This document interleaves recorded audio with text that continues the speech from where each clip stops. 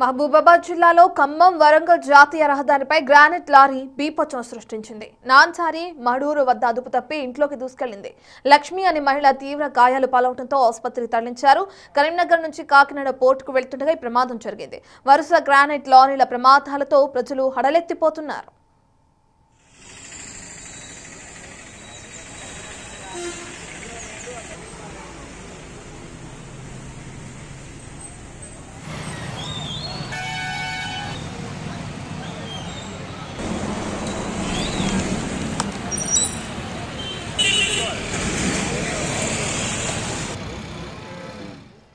మహబూబాబాద్ జిల్లాలో ఖమ్మం వరంగల్ జాతీయ రహదారిపై గ్రానైట్ లారీ బీభత్సం సృష్టించింది. దానికి సంబంధించిన విజువల్స్ ని మనం బిగ్ టీవీ స్క్రీన్ పైన చూస్తున్నాం.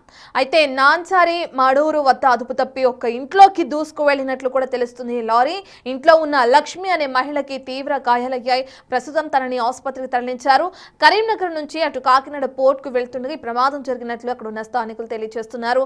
అయితే ఎంతవరకు ప్రాణ నష్టం జరిగింది అనే దానికి సంబంధించిన డీటెయిల్స్ తెలియాల్సింది. అంటే డ్రైవర్ పరిస్థితి ఏ విధంగా ఉంది, క్లీనర్ పరిస్థితి ఏ విధంగా ఉంది అనే డీటెయిల్స్ మనకి తెలియాల్సింది. ఇంకా దీనికి సంబంధించి పోలీసులు ఇప్పటికే కేసు నమోదు చేసి దర్యాప్తు కొనసాగిస్తున్నారు.